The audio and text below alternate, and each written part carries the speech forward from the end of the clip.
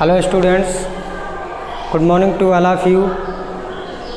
जैसा पिछला चैप्टर हमारा चल रहा था मानव नेत्र, तो पिछला चैप्टर हमारा ख़त्म हो चुका है। अब अगला चैप्टर आया हमारे पास इलेक्ट्रिक करंट यानी कि विद्युत धारा।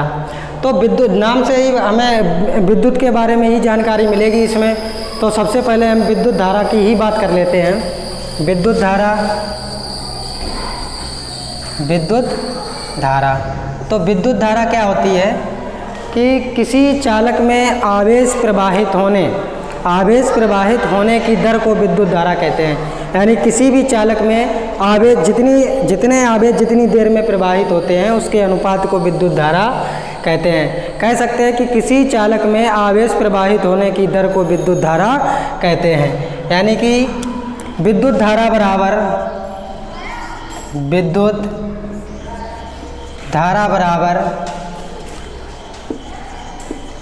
विद्युत आवेश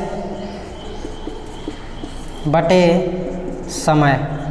परिभाषा के अनुसार है कि किसी चालक में विद्युत आवेश प्रवाहित होने की दर को विद्युत धारा कहते हैं। यानी कि कितने आवेश कितनी देर में प्रवाहित होते हैं उसी के अनुपात को हम विद्युत धारा कहते हैं। अब विद्युत धारा को I से प्रदर्शित करते हैं। विद्युत धारा को कैपिटल I से प्रदर्शित करते हैं और विद्युत आवेश को Q से प्रदर्शित करते हैं। समय को सभी को पता है T से प्रदर्शित करते हैं। तो I बराबर Q/T।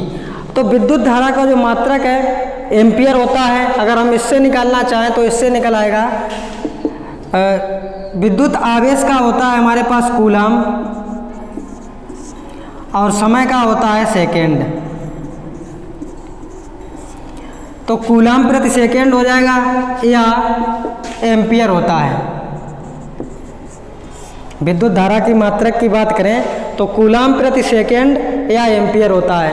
एक बार और देख लें कि विद्युत धारा क्या है कि किसी चालक में आवेश प्रवाहित होने की दर को विद्युत धारा कहते हैं। आवेश प्रवाहित होने की दर को विद्युत धारा कहते हैं। इसे कैपिटल I से प्रदर्शित करते हैं। इसका मात्रक कूलम प्रति सेकेंड या एम्पियर होता है।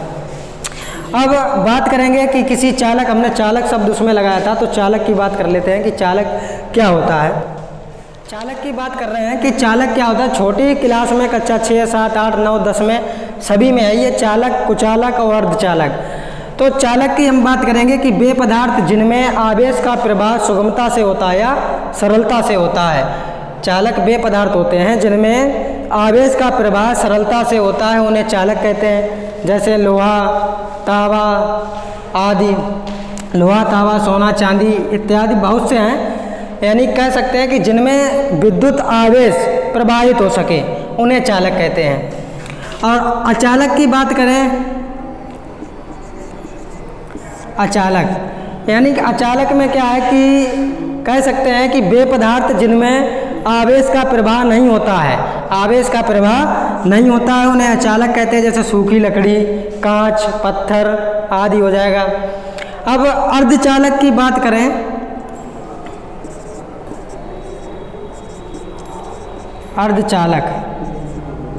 तो अर्धचालक क्या है कि वे पदार्थ जो सामान्य अवस्था में आवेश का प्रवाह नहीं करते हैं, परंतु उनका ताप बढ़ाने पर उनमें आवेश का प्रवाह होने लगता है। जैसे आर्सेनिक है, एंटीमनी है आदि। तो अब हम बात करेंगे विद्युत आवेश की। यानी कि विद्युत आवेश प्रवाहित होने की दर को विद्युत धारा कहा था। अब विद्युत आवेश होता क्या है, ठीक है। तो विद्युत आवेश की बात करेंगे। विद्युत आवेश, इलेक्ट्रिक चार्ज। तो विद्युत आवेश क्या होता है। अब विद्युत आवेश के बारे में पढ़ेंगे।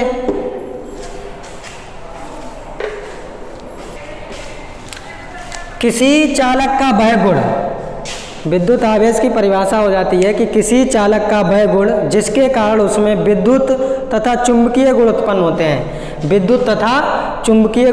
होते हैं उसे विद्युत आवेश कहते हैं। यानी किसी चालक का वह गुण जिसके कारण उसमें विद्युत तथा चुंबकीय गुण उत्पन्न होते हैं उसे विद्युत आवेश कहते हैं। इसे Q से प्रदर्शित करते हैं, स्मॉल Q से प्रदर्शित करते हैं। और यह एक अदिश राशि है, इसका मात्रक कूलाम होता है। तो विद्युत आवेश क्या है कि किसी पदार्थ का वह गुण जिसके कारण उसमें विद्युत तथा चुंबकीय गुण उत्पन्न होते हैं उसे विद्युत आवेश कहते हैं। इसे स्मॉल q से प्रदर्शित करते हैं। इसका मात्रक कूलाम होता है। अब विद्युत आवेश दो प्रकार के होते हैं। एक होता है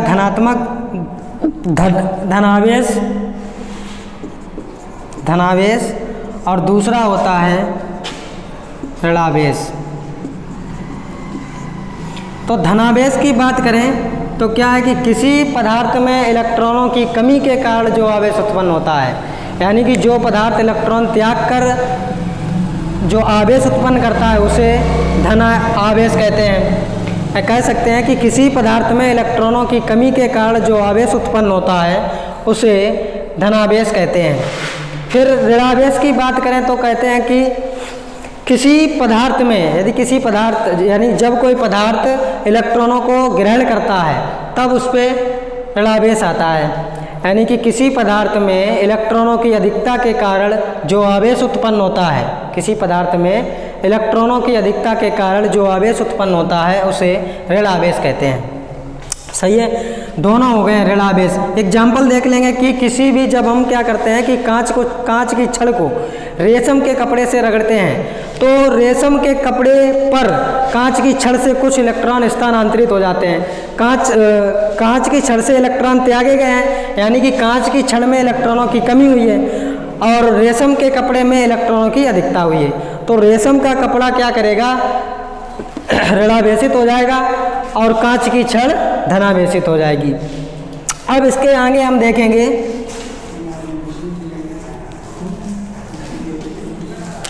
विद्युत विभव।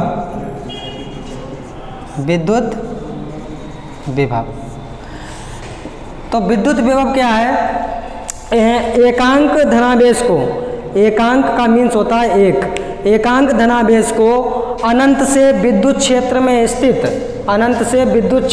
स्थित किसी बिंदु तक लाने में किए गए कार्य को विद्युत विभव कहते हैं। यानी कि मान लीजिए हमारे पास ये कोई विद्युत चुंबकीय क्षेत्र है और ये अनंत है। तो क्या है कि एकांक धनावेश को, यानी कि एक धनावेश को मान लीजिए यहाँ तक ले जाने में W कार्य किया गया है, विद्युत क्षेत्र में स्थित किसी बिंदु तक ले जाने में W कार्य किया गया है। तो उस बिंदु पर उत्पन्न विभवांतर V बराबर W/Q होगा, V बराबर W/Q होगा। तो क्या है कि विद्युत विभव की परिभाषा एक बार और देख लें कि एकांक धनावेश को अनंत से विद्युत क्षेत्र में स्थित किसी बिंदु तक ले जाने में किए गए कार्य को विद्युत विभव कहते हैं। इसे V से प्रदर्शित किया जाता है। इसके मात्रक की बात करें तो हो जाता है जूल प्रति कूलाम या वोल्ट होता है, वोल्ट।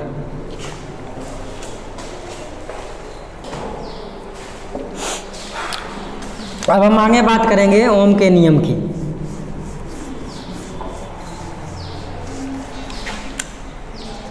ओम का नियम। तो ओम का नियम क्या होता है कि किसी चालक में प्रवाहित होने वाली धारा चालक में उत्पन्न विभवांतर के समानुपाती होती है। यानी किसी भी चालक में प्रवाहित होने वाली धारा चालक के सिरों के बीच के विभवांतर के अनुक्रमानुपाती होती है।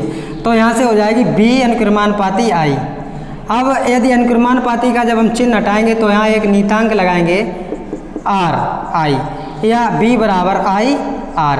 यही ओम का नियम होता है। ओम का नियम होता है कि किसी चालक में प्रवाहित होने वाली धारा चालक के सिरों के बीच विभवांतर के अनुक्रमानुपाती होती है। तो B अनुक्रमानुपाती I कर देंगे।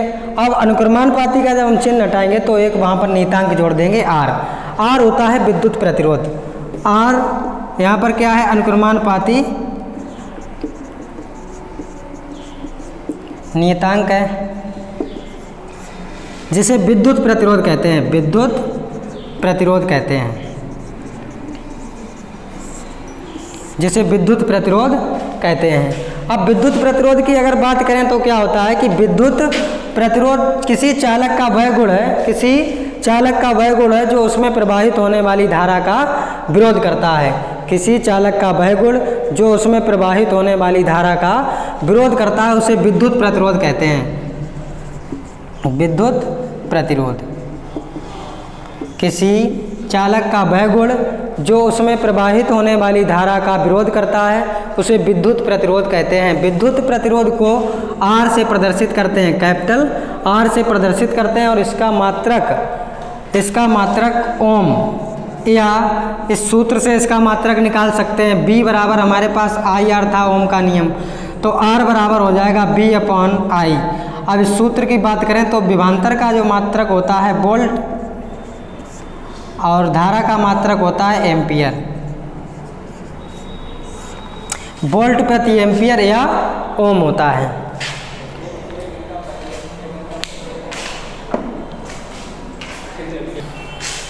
अब इसके आगे का वीडियो बनाएंगे कल। हमने जो भी आपको बताया है वो आप वीडियो रोक करके लिख लें। यहाँ पर हमने नहीं लिखा है, अगर लिखते तो बहुत लंबा वीडियो हो जाता।